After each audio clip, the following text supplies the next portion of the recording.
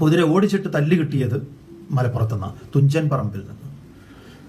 ഈ പ്രഭാഷണം നടത്തിക്കൊണ്ടിരിക്കുന്ന സമയത്ത് ഭാരതീയം 2014 എന്ന് പറയുന്നത് 2014 വളരെ ആസൂത്രിതമായിട്ട് സംഘപരിവാറിൻ്റെ RSSകാർ ഗേറ്റ് പൂട്ടിയിട്ട് അവിടേക്ക് ആളുകളെ കയറ്റാതെ പോലീസിനോടൊക്കെ പരിപാടിയൊന്നും ഇല്ല എന്നൊക്കെ പറഞ്ഞു അവരൊക്കെ പറഞ്ഞയച്ച് നമ്മൾ MTയുടെ മുറിയിലെ ഉള്ളിലേക്ക് ഓടിക്കയറി രക്ഷപ്പെട്ട ആ സംഭവം ഉണ്ടാവുന്നതും മലപ്പുറം ജില്ലയിലാണ്. അത് മുസ്ലിങ്ങളല്ല നമ്മളെ തല്ലിയത്, മറിച്ച് ഹിന്ദുത്വത്തെ അഭിമാനം കൊള്ളുന്ന ആളുകളാണ് നമ്മളെ ആ ജില്ലയിൽ വെച്ച് നമുക്ക് തല്ല് കിട്ടിയിട്ടുള്ളത്.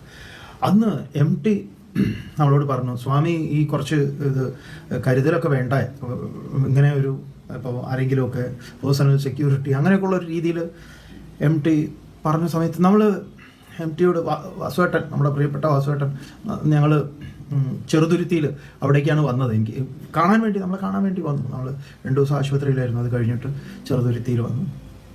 അപ്പോൾ ചെറുതുരുത്തിയിൽ ഒരു ക്യാമ്പ് ഉണ്ടായിരുന്നു. അപ്പോൾ അവിടെ വന്നു.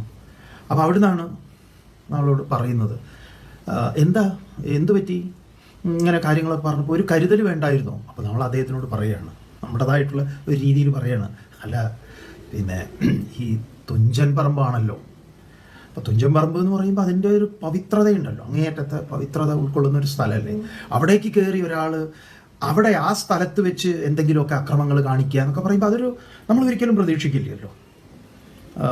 അങ്ങനെ ഒരു മലയാളത്തെ സംബന്ധിച്ച് ഏറ്റവും പ്രധാനപ്പെട്ട ഒരു സ്ഥലമാണത്, തുഞ്ചൻ പറമ്പ്. അപ്പോൾ MT പറഞ്ഞൊരു വാക്കുണ്ട്, ഇവർക്ക് വെളിപ്പറമ്പും തുഞ്ചൻ പറമ്പും ഒക്കെ ഒരുപോലെയാണ് സ്വാമി, നമ്മളാണത് അങ്ങനെ കാണുന്നതെന്ന്.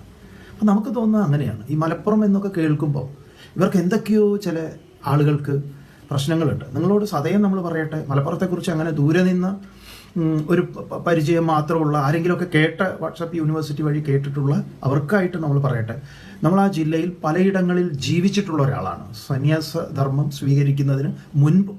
അപ്പോഴും നമുക്ക് ആ ജില്ലയെക്കുറിച്ച് ഒരു ബോധ്യമുണ്ട്. സ്നേഹത്തിൻ്റെ, കരുതലിൻ്റെ, സാഹോദര്യത്തിൻ്റെ, മതമോ ജാതിയോ രാഷ്ട്രീയോ ഇതൊന്നും നോക്കാതെ എന്തൊരു ഇതുള്ള ആളുകളാണെന്നറിയോ. ആ മലപ്പുറത്തുള്ള പല ആളുകൾ പലയിടങ്ങളിൽ ജോലി ചെയ്യുന്നുണ്ട്. അവരെയൊക്കെ നമുക്ക് ഗൾഫിൽ കാണാം. മറ്റേ എന്താ പറയുക, വയനാട്ടിലുള്ള മുസ്ലിങ്ങൾക്ക് ഈ മലപ്പുറത്തിൻ്റെ വലിയൊരു ഇതുള്ളതാണ്, സ്വാധീനമുള്ളതാണ്. മലബാറിൻ്റെ, പ്രത്യേകിച്ച് മലബാറിലെ, കോഴിക്കോടും അതെ. അപ്പോൾ നമുക്ക് പറയാനുള്ള എന്താന്ന് പറഞ്ഞാൽ, നിങ്ങൾ നേരിട്ട അനുഭവം, നിങ്ങൾ അവിടെ പോയി ജീവിക്കൂ. വെറുതെ ഒന്ന് നിങ്ങളൊരു യാത്ര ചെയ്യുമ്പോൾ വെറുതെ ഒരു വീട്ടിലൊന്ന് കയറും. വെറുതെ നമ്മൾ ഈ നേരത്തെ പറഞ്ഞതുപോലെ ആദ്യം നിങ്ങൾ എന്തെങ്കിലും ആവശ്യം പറയൂ. അപ്പോൾ ആദ്യം അവർ ചോദിക്കുക, ഇതാണ് നിങ്ങൾ എന്തെങ്കിലും കഴിച്ചിനിയോ എന്ന് ചോദിക്കും. ഇരിക്കപ്പാ, അതിനെന്തെന്നാ, എടാ കുഞ്ഞോനെ ഇവിടെ വാ, സാറിന് എന്താ വേണ്ടത് വെച്ചാൽ ഒന്ന്. അപ്പോൾ നിങ്ങൾ വെറുതെ വേണ്ട, നിങ്ങൾ പോകുന്ന സമയത്ത് ഒരു ചെടി കണ്ടു, അതിൻ്റെ ഒരു കമ്പ് കിട്ടുമെന്ന് വേണ്ടി ചോദിക്കാൻ വേണ്ടി നിങ്ങൾ വെറുതെ കയറും.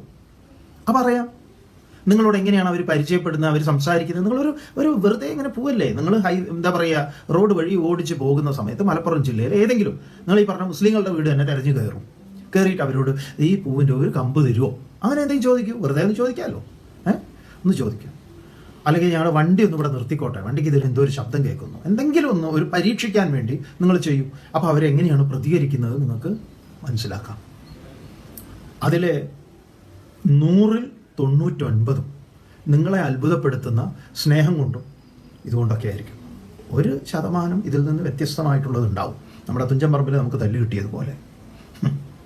അല്ല, മലപ്പുറത്തിനെ കുറിച്ച് നമ്മുടെ പേഴ്സണലായിട്ടുള്ള അഭിപ്രായം എന്താണെന്ന് പറഞ്ഞാൽ, നമ്മുടെ പേഴ്സണലായിട്ടുള്ള അഭിപ്രായം, ജീവിക്കാൻ എന്തുകൊണ്ടും സുന്ദരമായ ഇടം, നല്ല ഭൂപ്രദേശം, വളരെ നല്ല ഭൂപ്രദേശം, എല്ലാം കൊണ്ടും ഭൂപ്രദേശത്തിൻ്റെ സൗന്ദര്യം പോലെ തന്നെ മനുഷ്യരും വളരെ സൗന്ദര്യമുള്ളവർ. അവരുടെ ഹൃദയവിശാലതയും അതും അവർക്ക് എന്താ പറയുക, അവരുടേതായിട്ടുള്ള ചില മതവിശ്വാസങ്ങളും രാഷ്ട്രീയ ചിന്തകളും അതൊക്കെ ഉണ്ട്. പക്ഷെ അവരുടെ ബാക്കി കാര്യങ്ങളൊക്കെ അതിനപ്പുറത്താണ്. അവർ മാനുഷിക ബന്ധങ്ങളെ സൂക്ഷിക്കുന്നതിനും അതിന് കൊടുക്കുന്ന വിലയും ബഹുമാനവും എല്ലാം നമുക്ക് എന്താ പറയുക, നമ്മളെ അത്ഭുതപ്പെടുത്തുന്നതാണ്.